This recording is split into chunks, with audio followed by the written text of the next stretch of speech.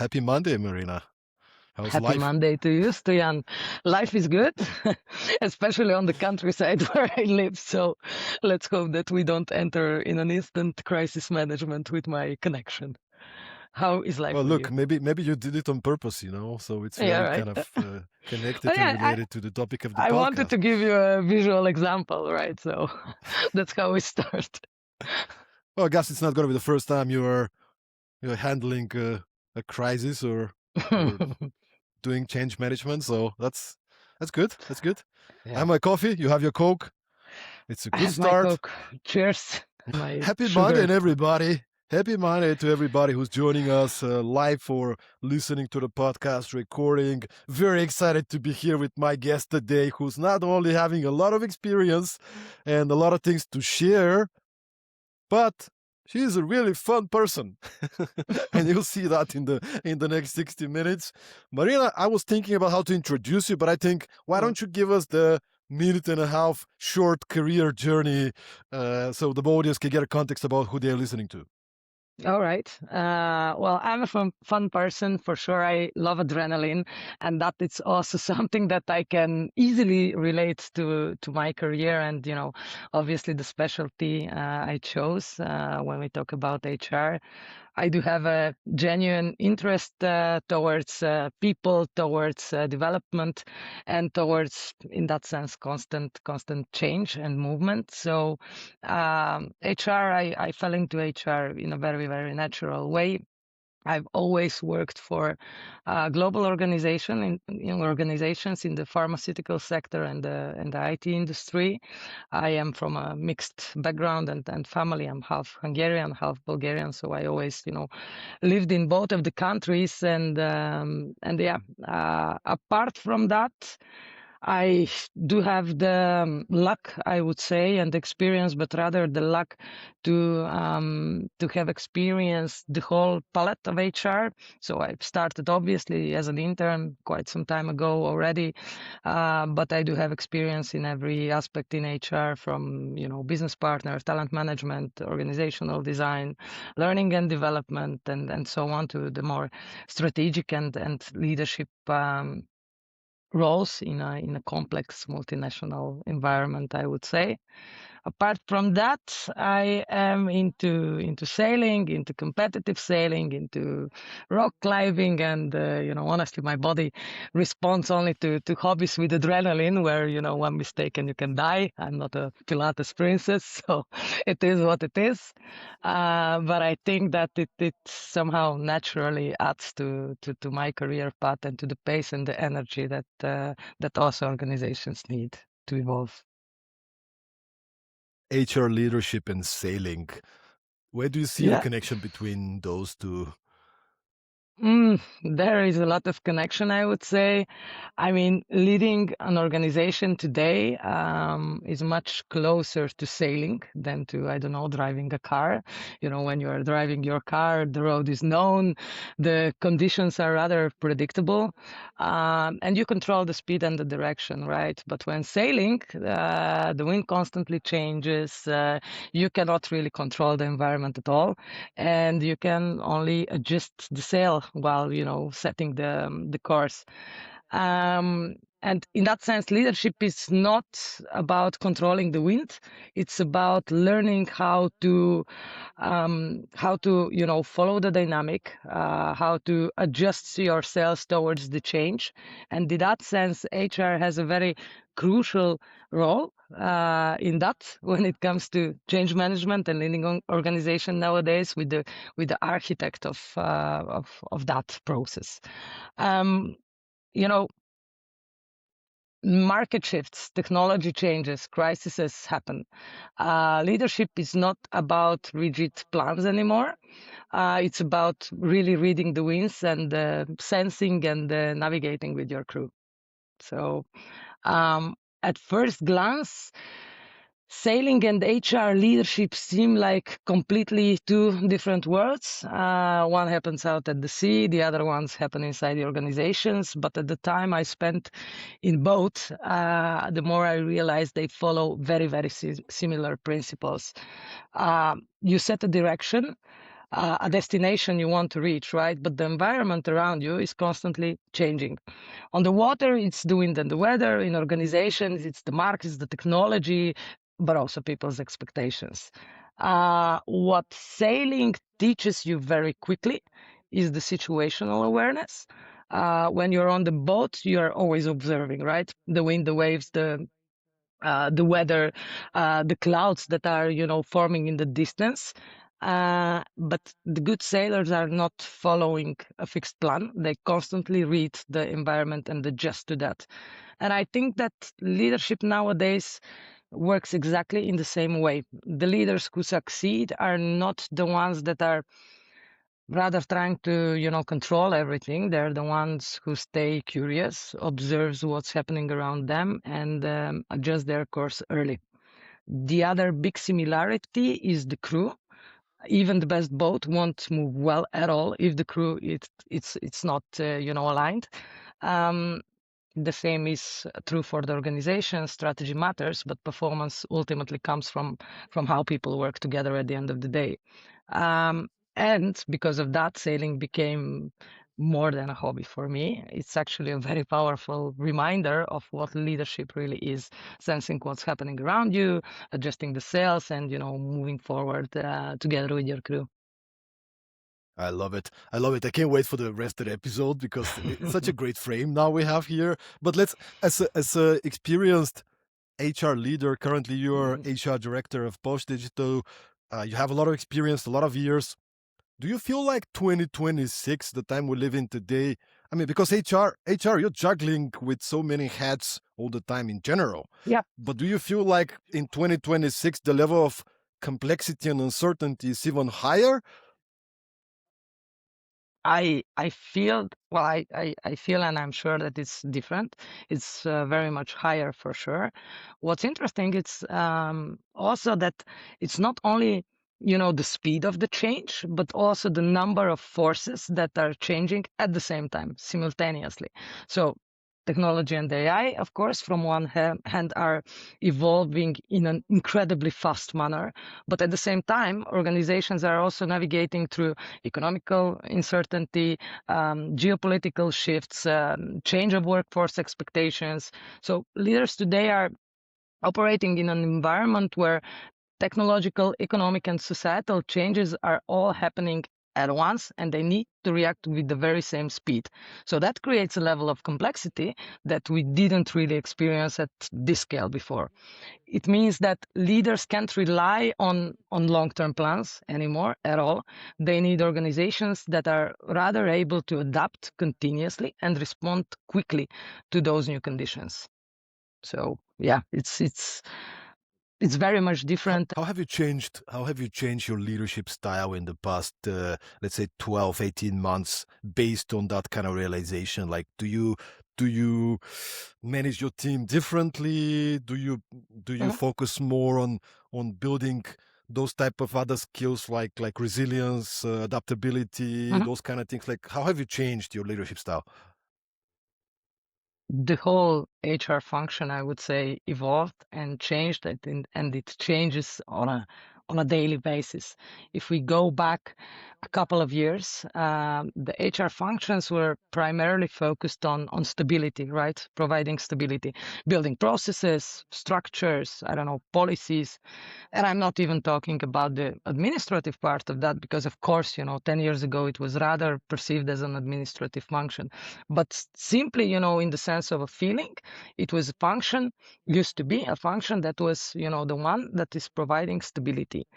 Um, Today's organizations operate in a completely different manner and in a completely different environment. Because of that, and because of people's expectations also, the HR function also changed. It's not only about managing talent or running processes anymore. And the function of HR, which used to be the stabilizer, is now rather about enabling adaptability and resilience, as you said, whether that's developing leaders who can guide teams through uncertainty, or redesigning how work happens at the moment, or creating cultures that where people feel confident, experimenting, and learning, because that's the new, reality. Change is no longer something that HR can react occasionally to. It's something we actively shape at the moment.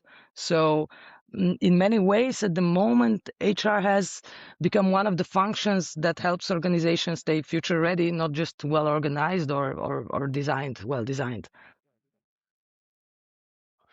That's super interesting. I'm sure many of the people listening, whether they're from HR or managers Mhm. or executives or any kind of other function, founders of startups and scale ups, you name it, are probably wondering now, is there any kind of a practical ideas? Because everybody wants to build such a Mhm. culture of resilient people, adaptable people. I told you before we started the podcast, our second book is called Perform in Times of Crisis, with my co-author Cristobal Alonso, shout out. Um, and to write the book, we interviewed many different successful leaders from different places. I just want to give a couple of examples. We had Ilma Tiki. She's the co-founder of Mela Light. They made an Mhm. exit with the company. They built a company, made an exit, I think 90 million euro exit, built it All from right. scratch. They're very focused on culture. When I ask her about Mhm.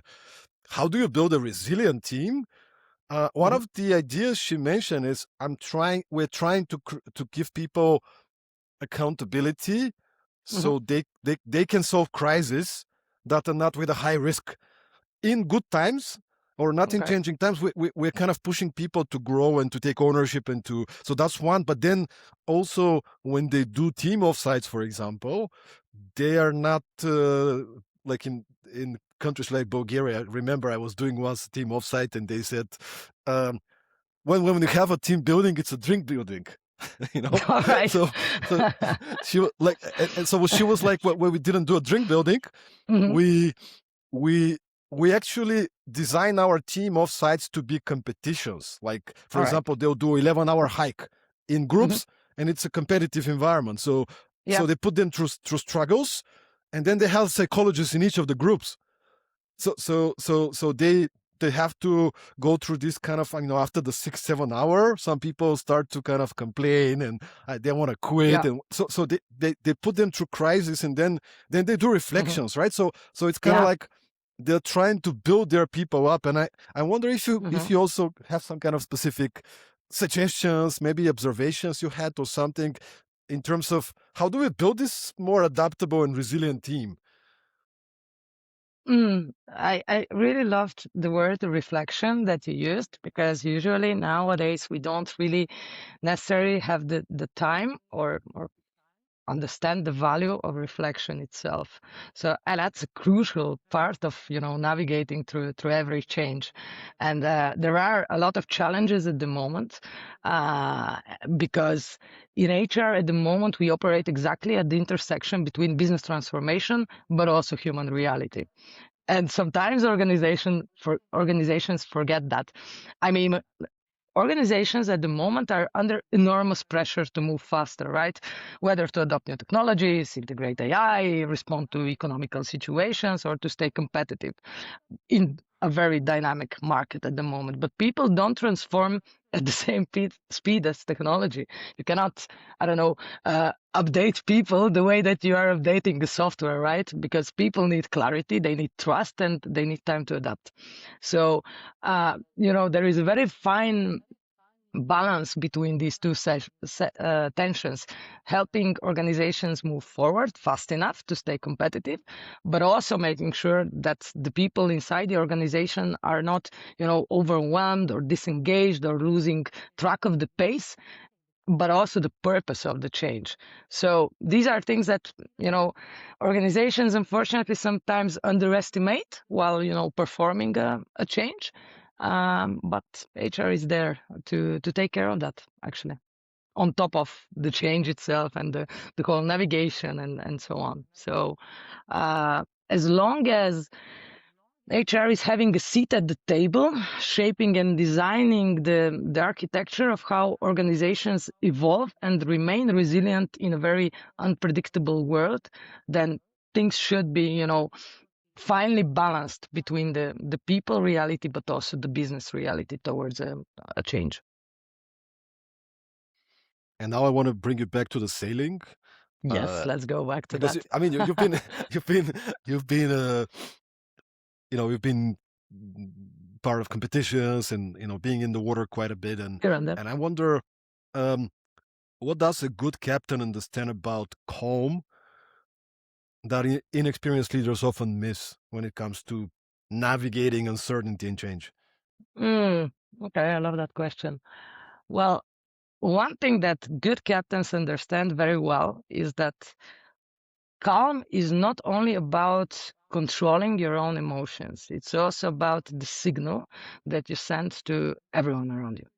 So, on a sailboat, the crew is constantly observing their captain, right? Especially when conditions become a little bit more difficult, whether it's a stronger wind, whether it's more pressure on the boat, quick decisions are needs to be made, and if the captain starts to look nervous or uncertain, the whole crew feels it immediately. It's an instant reaction. So people become tense, communication becomes less clear, mistakes starts to happen immediately. But when the captain stays calm and focused, it creates stability for everyone else. So the crew can concentrate on their roles, and then the boat continues to move effectively. I think leadership in organizations works very much the same way. That's why it's such a powerful parallel towards sailing. Teams often take emotional clues from their leaders, especially when times are uncertain or there are uncertainty in a situation. So that sort of a calm leadership is not about pretending that everything is perfect, but it's about creating enough clarity and stability so that the team can continue performing even under pressure. Nobody expects from their leader to know everything, but the expectation is that there will be an emotional stability and a safe space so that decisions could be made towards setting the course. We had a professor from Columbia Business School.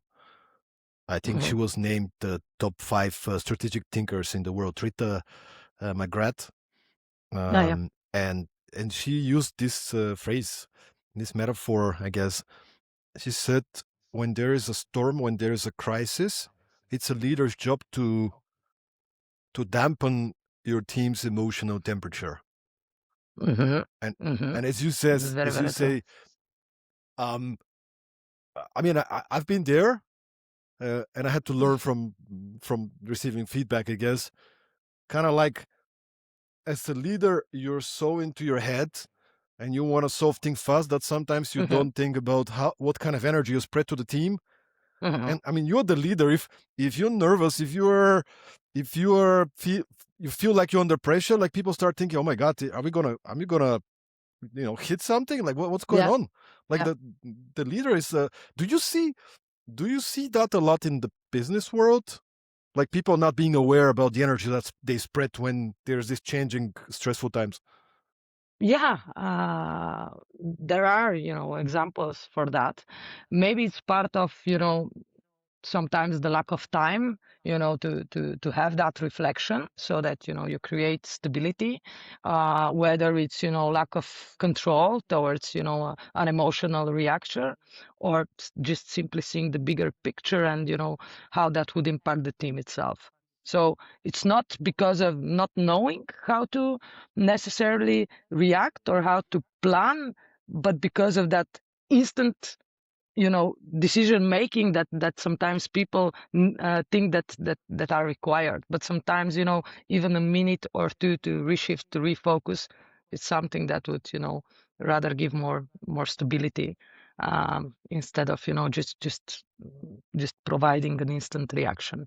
It's usually rather destabilizing the team than bringing clarity and structure. So And we I need hope to be this is a good careful reminder of that. to I think it's a good reminder to anybody listening, no matter what is your position, what is your role, Mm, not only what you do when there is difficult and changing times and stressful yeah, times. It's just not just about your actions, it's about your energy. How yeah. do you show up? Are you calming your team? Are you stressing them more? just something to reflect on as well. There was a statistic we included here in the book. There was a researcher. I think his name is John Lawyers, something like Mhm. that. Yeah, Double check, maybe put it in the podcast notes. But he found after 25 years of examining stressful and crisis situations that 18 to 90% of people respond inappropriately in crisis situations. Think about it it. might be the 80 case. to 90% of people respond inappropriately. Hmm. Hmm. If you're a leader, most of your people are probably going to freak out. Yeah, So you're the pillar. You need to not freak out. You need to cool down. And I cannot say that enough times. yeah. I mean, people really need to, take a step back sometimes, observe the conditions, and just adjust accordingly and continuously, rather than, do, too many things at the same time. What is the role of preparation? Hmm. And again, I'm going back to the sailing. Maybe like um, I feel like in business, in the world of business, preparation is so neglected. Like people just want to wing it usually. Like, what is the role of preparation for effective sailing Hmm. and ability to respond to a storm or a crisis appropriately? All right, that's a good question. Preparation is really the essence of it. It's very essential because once you're out in the water, your ability to react depends on how prepared you are beforehand. So before you even leave the harbor, you check the weather, the equipment, the sails, the safety procedures. You make sure the crew is also aligned, but also understand their roles, because everybody has a different role in the crew. So not because you expect everything to go as planned, there is no such thing in sailing, but because the conditions will change. There is not like they might change, they will change for sure. And you need to be prepared. So good preparation gives the crew an understanding of how to react when something unexpected happens. Obviously, it's very similar towards organizations today. You cannot, predict everything, but you can prepare the organizations by building strong teams, by clear communication, by leadership capabilities that allow people to respond quickly. So I think that we understand preparation today in a different way. It's not today, it's not about having a perfect plan, but more about building readiness towards change and resilience in that sense. Because when conditions change, and they always do, preparation is what allows the team to respond exactly with confidence, and rather than panic, what we've just talked before about, panicking and doing too many things at the same time simply because we are too emotional. So it's a key And to be prepped. anything specific in that perspective when it Mhm. comes to the job of an HR leader? Like, is there anything that you would say, hey guys, if you see that the company, the market is going through changes, and like, what would be some specifics that you can say? Well, these are the things you may want to pay attention to, Mhm. and prepare well for. So Mhm. when this changing months or year is coming, you can be better equipped. Yeah, people and organizations and everybody should be aligned, on a common approach towards the conditions outside of the organization, but also on a common approach. How do we react towards, everything that is happening? And this is not, built on a fundamental plan or skill set, but it's rather, something very simple. We have the tendency to over complicate everything anyway, but it's super simple things. Just, communicate with your people. I mean, everybody knows someone in the organization, outside of the organization. I mean, you cannot think nowadays that only the leadership team of an organization has awareness of the market outside because of, I don't know, market research.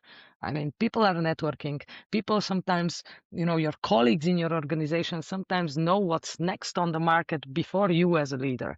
So as long as you have frequent and transparent, communications, and have this, crew mentality that, we are in this boat together, even though I hate that expression in a corporate environment. And you set a clear expectation just for people to be sensible, to be, transparent, to communicate timely, and that should, be something like a mirror from the leadership team towards the associates, but vice versa too. So if you don't have, a genuine trust within the organization, then, it will slow you down, and, you will become an organization that is rather, a reactive one. And today, if, an organization is reactive rather than, in the same pace as the market develops or as changes are, upcoming, then it will have a lot of loss for that organization, and people will be very, very confused. Where are we? Where is the market? What do we do? And you cannot just let everything to be a mess because of lack of communication. There used to be this expression, Hmm. there's the peacetime leaders Hmm. and there's wartime leaders. Yeah. Some leaders are doing great in stable times and predictable times, Hmm. and then when changing times arrive, Yeah. they're struggling. And I Yeah. wonder, what is the role of HR leaders in supporting leaders who are not so equipped to be wartime leaders? Hmm. Ah, well, the role of HR has shifted at the moment, especially from that perspective, as I said, in rather providing enablement and designing adaptability. And that is also, towards the leadership group, not only towards the organization or the organizational design. Um, I mean, people nowadays need to understand that, the maybe one of the most important skill that today we need to develop is the ability to operate without perfect clarity. So the pace of technological, economical, all changes means that decisions have to be made before all the answers are available. So, HR leaders today, uh, they need a certain level of comfort with uncertainty in general and the ability to help others to navigate that as well.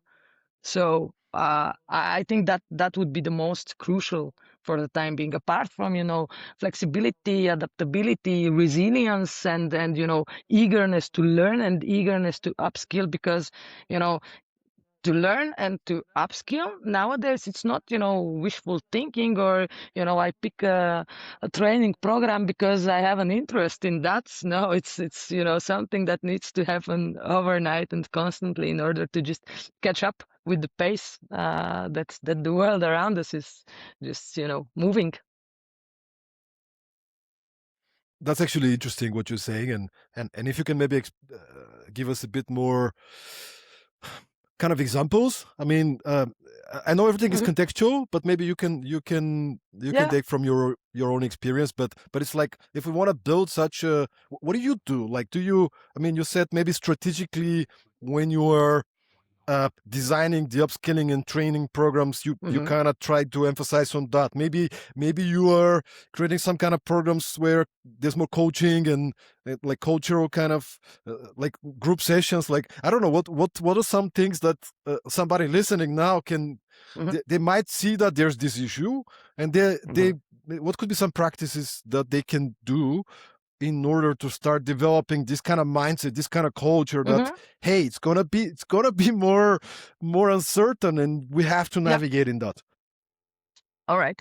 So, I mean, obviously the focus at the moment, considering the time that we live in, and that's both personal and organizational, everything is about, resilience in a way, in different layers. But like, ownership and resilience appear when people clearly understand two things: so their role and their impact. And from that perspective, I will do a parallel with sailing again. It's inevitable, but sailing makes this very, very visible. As I said, on a sailing boat, every crew member has a specific role and responsibility, right? So whether it's going to be trimming the sail, steering, observing the wind, you name it. And, you feel immediately when somebody from that crew is not fully present, or when something is even slightly off, because the whole system falls apart instantly.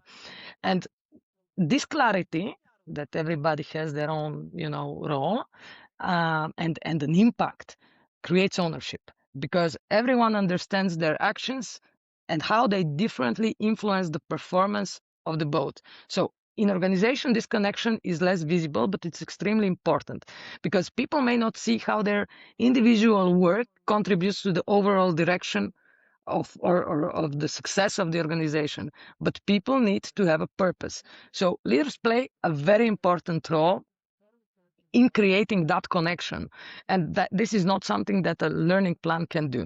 But the intent of every learning plan or development plan is making the purpose clear, clarifying the responsibility, and giving people, enough trust and autonomy to take real ownership. Because resilience, then, it follows just naturally. When people feel their role, that that matters, and that they are trusted, to contribute, they're much more willing to adapt, to learn, or move through difficult periods together, and so, because they know, where they are, what's their impact, what's the purpose, what matters.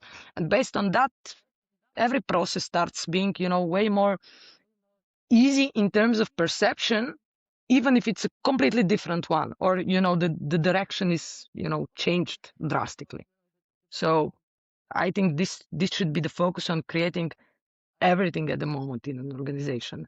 The intent, the meaning, and the purpose behind that, so that everybody in that organization can feel their own impact in that shared direction or goal, or whatever the case is. I'm going to build a little bit on top of the roles piece Hmm. because I think it's super important. I think many Yeah. organizations they might focus on it on the onboarding side, like this is your Hmm. role, this is what it. But then the continuous updating of this is not Yeah. really being covered, or people know what their role is overall, but not really clear what their responsibilities are. What is the level of Hmm. decision making that they're part Hmm. of?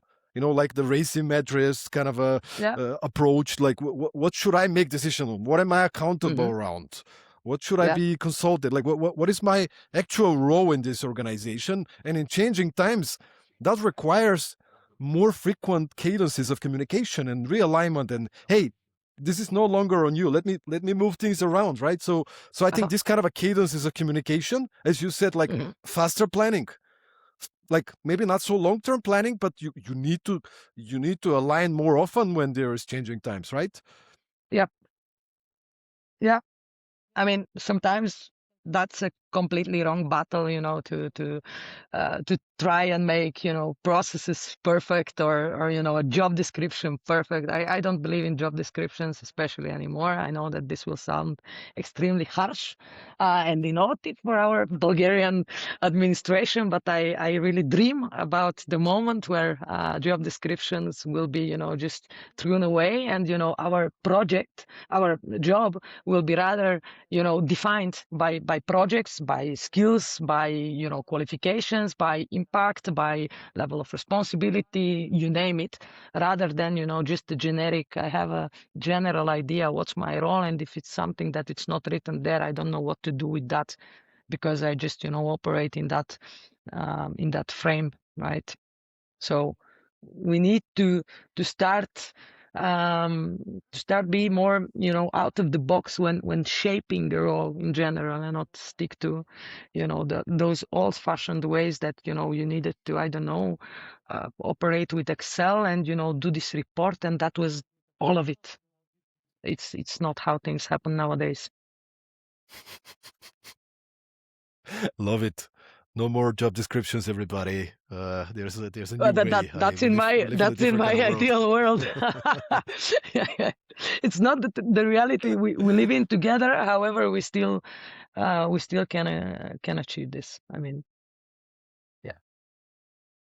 Marina, you've been part of different organizations and you help Mm. shape the culture of these organizations. Mm-hmm. What are the most relevant for you individually? I know everybody has different kind of opinions, but for you, what are the top 3 values the teams that you're leading need to have? What are your favorite kind of values? If the organization you lead has them, the mindset is there. Like it's like, okay, this is my team. I feel it is my team. It's the right one. I lost you, but I've heard the part with my top.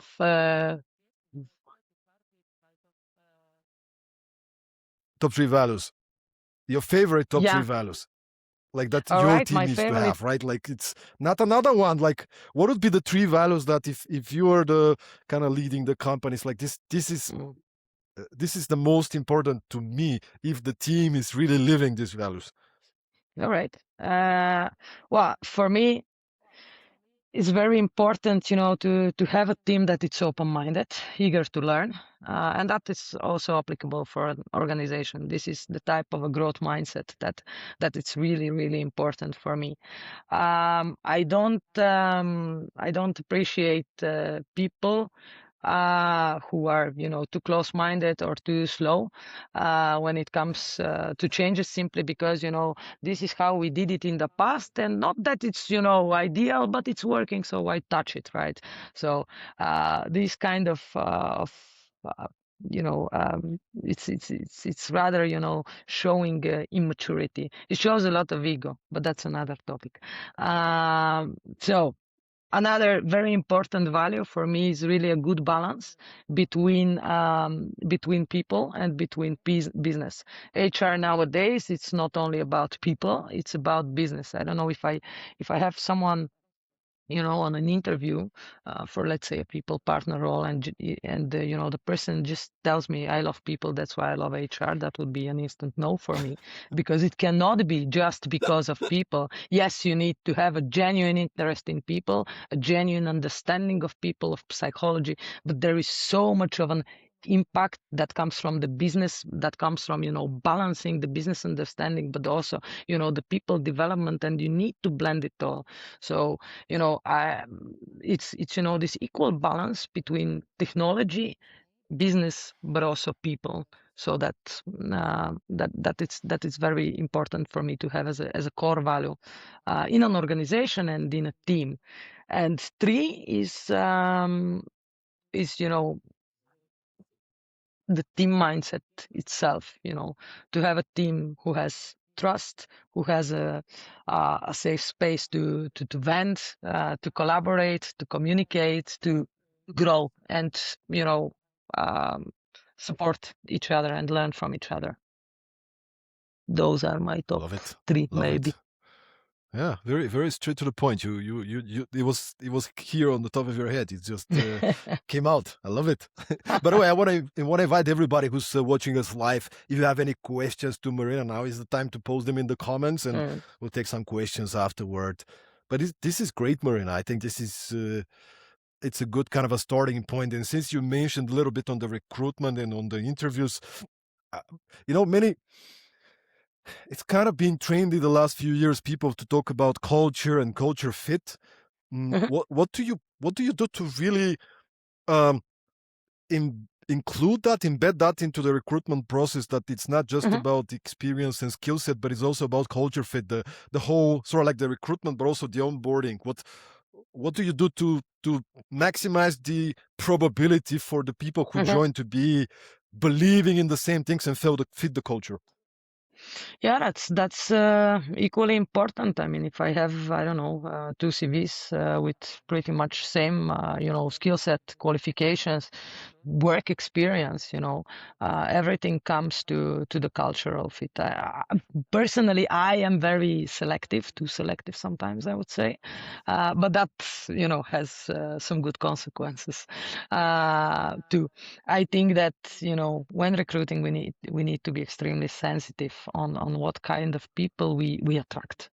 Uh, because I mean, if I mean, I don't like teams where people are having similar characters. My team is, full of people who are very different, but they really work together in a very, very well and structured manner. And I really love that, right?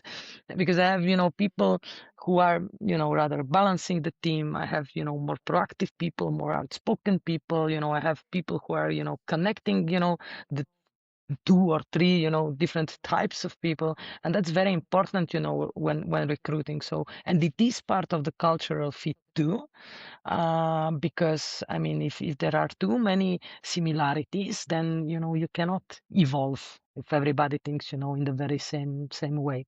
As long as people are curious, ready to learn, ready to adapt, and not having this standstill mindset, then everything should be fine. Apart from experience, you can always learn and upskill your experience, but it's so important what kind of person you're bringing into an organization, And and it has a massive impact. everybody listening who's been recruiting people, myself included, have made the mistake. Like you see this person, you're like, oh my God, we can afford them. They have all these skills. Yeah, yeah, Okay, I yeah, see a little yeah. bit of red flags. I see a little bit of red flags, but like, we can change them. No, I know. no, No, no, that you that cannot. doesn't. You No, can I'll upskill be the really careful. person, but yeah, And then yeah, you get yeah, them on board, and you fire them too late because yeah, you're like, we can exactly. change them. I'm gonna coach them, and it's like Mm. it's never a good. Oh. So, Maria, look, everybody listening now Mhm. is probably saying, "Yeah, but Marina, she's this kick-ass lady. She's so confident. She just have it all figured out. I'm not Uh-huh. like her. Like she can navigate any crisis and be calm, but what about me?" And I listened to another podcast you've been on, and I listened to your story of burnout and actually Mhm. understanding that you're not invincible. Can you maybe talk about this story, because I want to give kind of the real picture to people out there. Yeah, What happened to of course. you exactly, and how did you get yourself there? I got there through. I mean, it's very easy to get yourself in a state of of a spiral, no matter what you do, and end up even with the burnout. What I did was, I was too confident, and simply because I am very used from years, to navigate through uncertainty, to support everyone, to sometimes carry everyone on my shoulders, and to be the one who is the firefighter, the peacemaker, the resolution provider, the you name it, everything that I am, and HR is in that sense, because it obviously resonates to me in my personal life and character too. It's something that if unattended can lead to also burnout. So part of it is ego, of course, but another part is that I don't have time for this. So it is a combination of a lot of things. But you learn a lot. You start creating some more time for check-in with yourself and for reflection, so that you can navigate and sense those signals earlier, so you don't end up there again.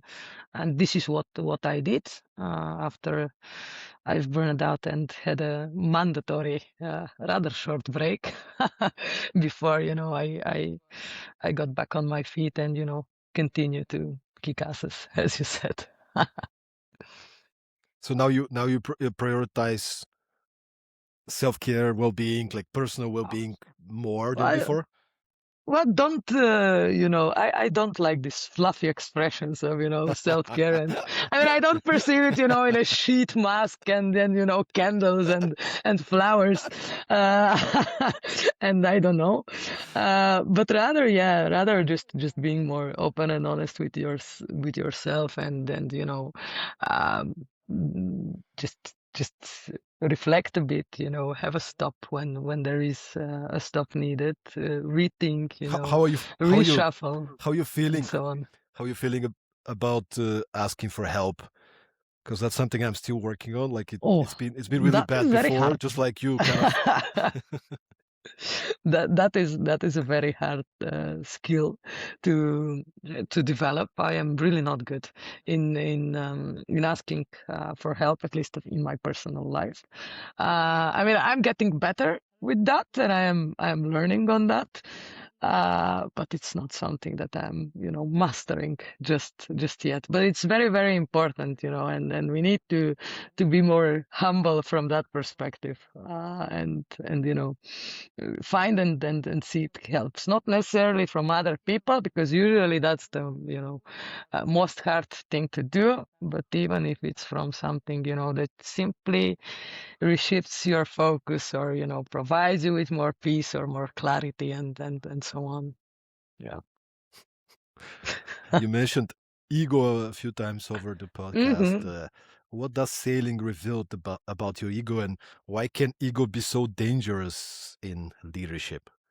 Oh, where do I start? I really love this question, and ego is a big topic everywhere.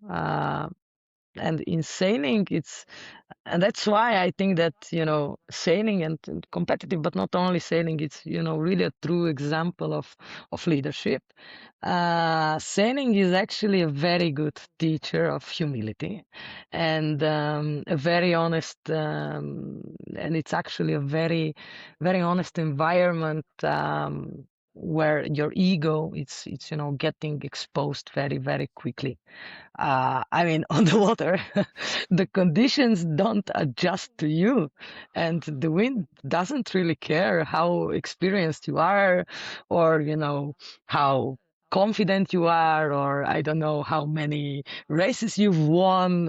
If you ignore what the environment is telling you, the boat slows down immediately, or worse, you put the whole crew into a very difficult situation. So sailing teaches you something very important, and that's that ego is expensive, because the moment you stop listening to the wind, to the boat, to the crew, it doesn't matter. You start making wrong decisions, and from that perspective, it works the very same way.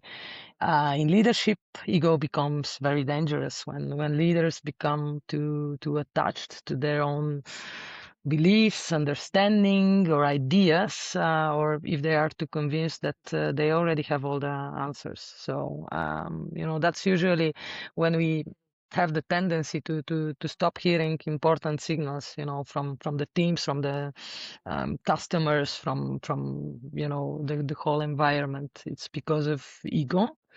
And in the end, leadership, it's not about protecting your ego, it's about protecting the direction of the boat, and safety, of the crew, or of the organization. So yeah, doesn't really have a place in sailing. How do Or at you how least do Mother you Nature is teaching you a very quick lesson. how do you personally Mhm. address and work with leaders who are high performing but Mhm. have a high ego? Uh, it's very easy. I mean, you just put them into situations where, in a very visual way, right? Where, the dominance of their ego, it's really showing, and it's not only showing, but it's also showing the consequences, what happens if the person or leader is too attached to their ego. This is something that I am now very, very passionate about. It's a project, it's a personal project that I am developing. It's this learning experience through sailing, because it's a very powerful tool for leaders, actually, to also see their ego in those situations. But at work, it doesn't necessarily needs to be on a sailing boat. It's just happening instantly and in a very visual and powerful way on the boat. But it's something that you can always relate towards the classroom in the office, and you can still make it as an exercise. Just use situations. and Don't examples. don't keep us on a cliffhanger. Tell us more about the project. Come on. All right. So one of the reasons I became, so passionate about connecting sailing and leadership and change management is that sailing makes leadership dynamics immediately visible, right, and very tangible. So you see immediately what happens when the wind changes. You feel how the boat reacts when the crew is not fully aligned. You experience how important communication, timing, and trust are when the environment and the team needs to react together, right? So it's a very physical experience, and that's why exactly, and that's what exactly that makes this training powerful. So the idea is to be 3 days, 2 to 3 days, on a sailing boat, and during these 3 days on the water, leaders are not only discussing change management but experiencing it in a very real time. So suddenly, all these concepts that we are talking about, in our organizational reality, like ownership, like flexibility, leadership alignment, resilience, everything is no longer really theoretical, but are very, very real and very, very visible. So, but on top of that, what makes the experience additionally valuable is the reflection that follows. We talked about why reflection is important. So, after each situation on the water, we can connect what happened and then on the boat and why does that happen, and what is the effect on the organizations and on the inside. How teams react to uncertainty, what to develop further, how leaders communicate under pressure, and how alignment and trust really influence performance. So that's what's upcoming at the end of April. There are a few spots Where on could the people boat where could people available. find more about it? They should get in touch Yeah, with you on LinkedIn, or yeah. what's the That's the best way. Get in touch with me on LinkedIn. I would love to share more. Yeah, at the end of the April is the I would say first and pilot event, and yeah, there are still a few spots available on the boat to everybody? do You that heard the together. lady. So You heard the lady. Leadership and sailing in Greece for 2-3 days at the end of April. So make sure to get in touch with Marina if that's something that feels like you. And we continue with the podcast. I have another question, and it's go on. how do you lead and motivate a team that goes through a sustained crisis? Meaning, Love not it. like a short term, 1 week, 2 week kind of an emergency, but like when you have to operate, you, the team, the whole business Mhm, in crisis or changing conditions for mhm. months, maybe even years. That's a very good and very important question, because at the moment everything is changing, and the new normality is dynamic and change. So for sure, one thing that I've learned over time is that when a situation becomes intense, the first thing leaders need to manage is not you know the problem itself, but their own internal reaction of it. So, uh, pressure creates a lot of noise, urgency, emotions, many opinions at the same time. And, in that sense, if you instantly react to that with no plan, that might become something that has an impact for, a lot of years after that. So, I think that sustained crisis requires a very different type of leadership than, the one for the short emergencies. In short crisis, teams are operating rather on adrenaline, right? Uh, People push harder, work longer, focus, intensely on solving that problem, but that energy, and that adrenaline, then they cannot last forever, right? So when pressure continues for, months and months and years, leadership becomes much more about, endurance and energy management. So one important element for that is to create a rhythm, because the team needs moments when they can see progress, reflect, recover, and somehow transform that pressure in a way that it doesn't become so overwhelming. Another important aspect is the meaning, right? When people understand why their efforts matter and how they work contributes to something bigger or to the whole concept, they're much more willing to stay engaged and attentive even during difficult periods of time. So uh, leading through leading through crisis is less about this constant intensity and fast decision making and um, adrenaline and energy, but much more about sustaining the energy and cohesion of the team over the time. So I think um, engagement and resilience, but also the retention of the people while those crises is really based on that meaning and communication. What do you do? What are your kind of Mm. Marina's top 3 tips when there is an emergency? Let's not talk about sustained crisis, but maybe like an Yeah. emergency, kind of those type of a short-term crisis that's really important to address. But I want to put it in Mm. the context of, I mean, the crisis doesn't happen perfectly when you are in your best possible mental state and energy. Sometimes you are exhausted, you're Yeah. overwhelmed, you're not in a good place, right? Mentally, emotionally, right? And then something Hmm. hits.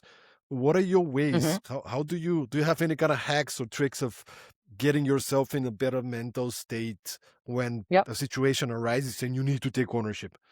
Yeah, of course, of course. I mean, as I said, pressure creates a lot of noise, right? The sense of urgency, the emotions, I don't know, sometimes too many opinions at the same time, right? And if you immediately react, you just create much more noise rather than, have clarity, even in your own reaction. So the first thing that I try to do is to slow down a little bit the situation, the moment, step back, understand what is really happening, what truly matters, when in that, crisis or pressure moment, what element of that requires actually, a decision now versus what can wait a little bit.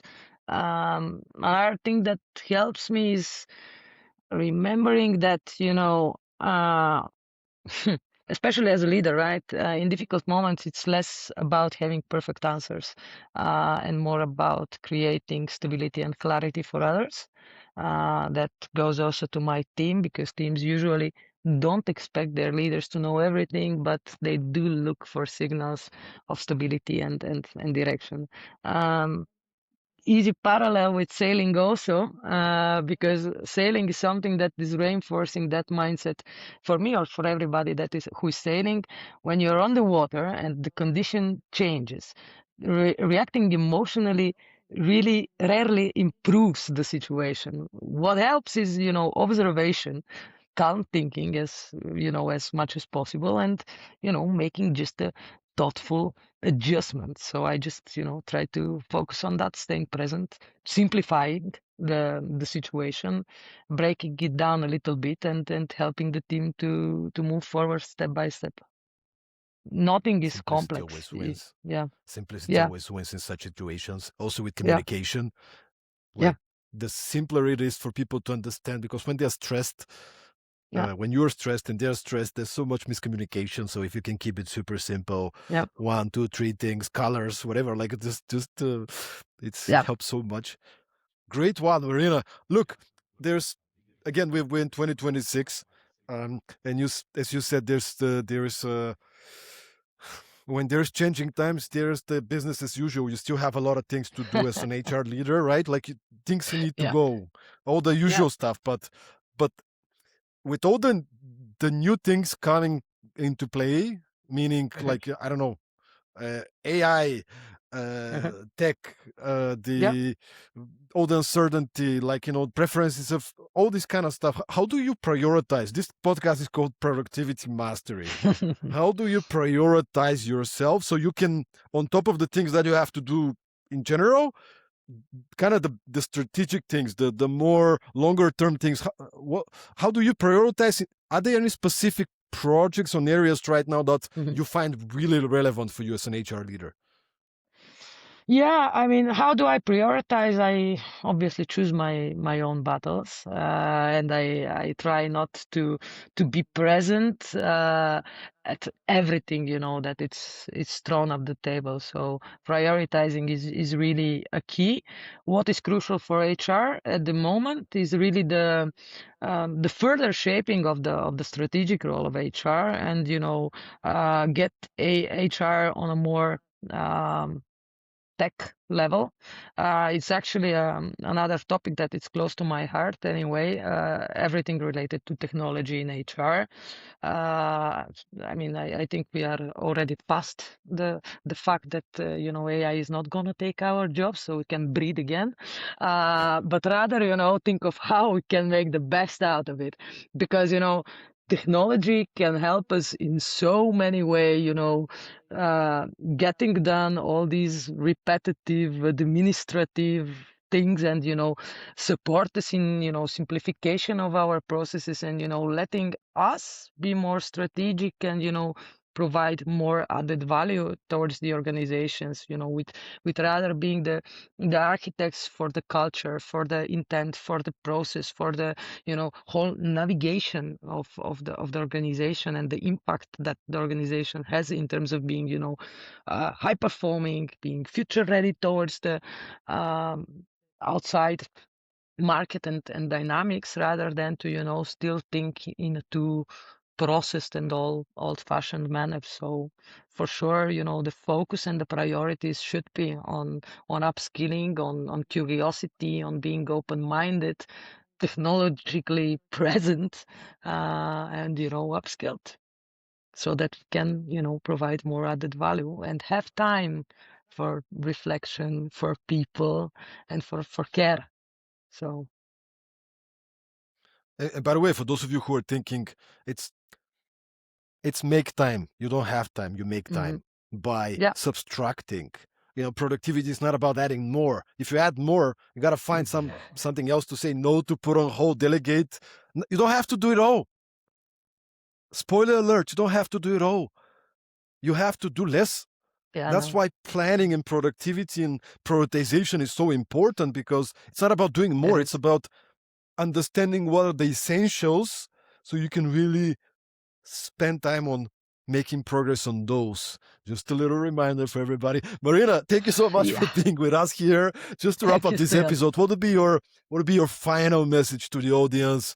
Not only HR leaders, but all kind of leaders, professionals. Like, what would be your final message to everybody kind of going through this, let's call them changing times? Well, to be more reflective, and then be more open-minded.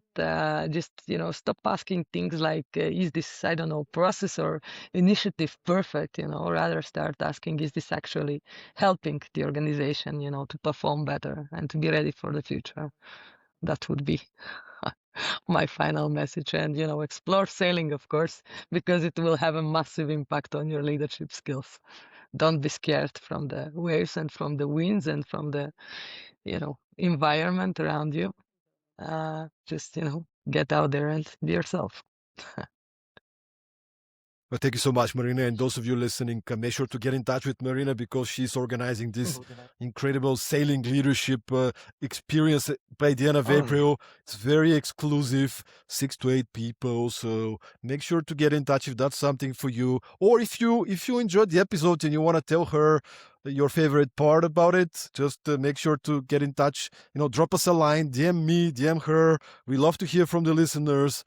If you haven't subscribed to Productivity Master yet, there's more than 230 episodes out there on Spotify, YouTube, Apple Podcasts. So make sure to subscribe. Incredible leaders.